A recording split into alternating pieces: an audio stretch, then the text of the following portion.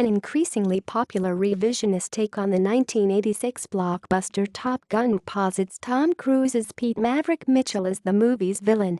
Indeed, looking past director Tony Scott's rather gloriously florid jingoistic homoeroticism, one can see the Cruise character as a reckless, petulant child whose need for speed constantly endangers his fellow pilots and winds up getting his best friend killed. Pitched somewhere between a recruiting ad and a beefcake calendar, the movie's thrillingly empty, rah-rah sensory overload launched Cruise's career into the stratosphere, to a point where he's still talking about making a sequel some 30 years later.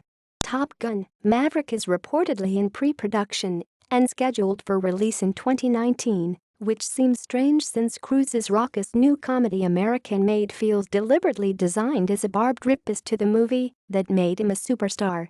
Here he's once again playing a hotshot pilot at the height of the Cold War, breaking all the rules with a charismatic swagger and super cool aviator shades.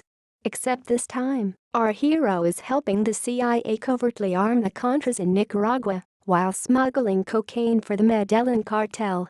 That's right kids, Maverick really is a villain. A still from American Made.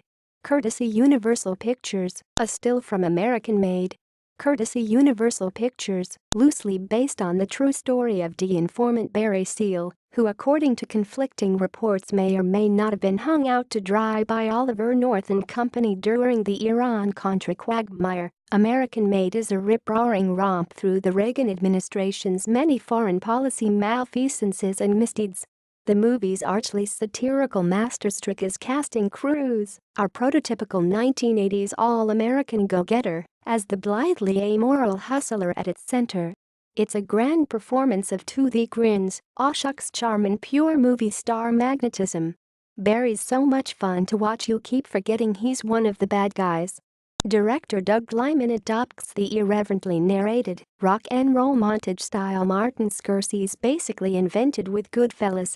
It's funny to remember that Cruise almost starred as Henry Hill in the 1990 classic.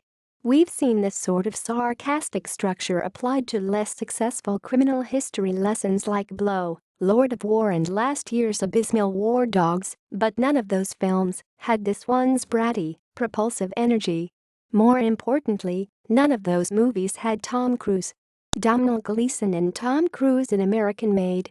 Courtesy Universal Pictures, Domhnall Gleeson and Tom Cruise in American Made.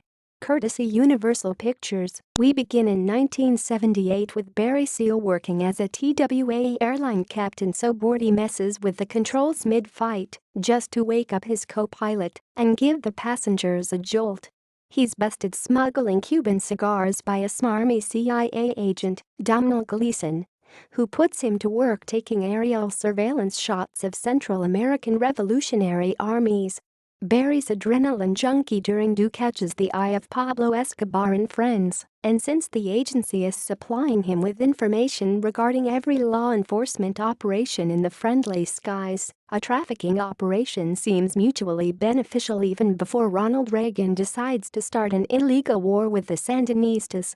All these entanglements become so convoluted the movie eventually resorts to a cartoon diagramming Barry's various smuggling schemes. Director Liman's father served as general counsel for the Senate committee that investigated Iran-Contra, so he knows this material inside and out, and yet he avoids the self-serious tone of most mockers in favor of jaunty, absurdist comedy. Sometimes the movie can feel a bit too glib for its own good. An awful lot of innocent people died as a result of Barry's actions, but there's a genuine anger simmering underneath these laughs. Liman and Cruise last teamed for 2014's Edge of Tomorrow, a ridiculously entertaining sci-fi riff on Groundhog Day that tore down and rebuilt the star's image by killing him 1,000 times. Cruise is more aware of and willing to tweak his screen persona than any actor since Clint Eastwood, and with American Made he and Liman have turned Barry Seal's story into an archetypal Tom Cruise movie that could have been made in the decade during which it's set, except tilted just a few crucial degrees to the left.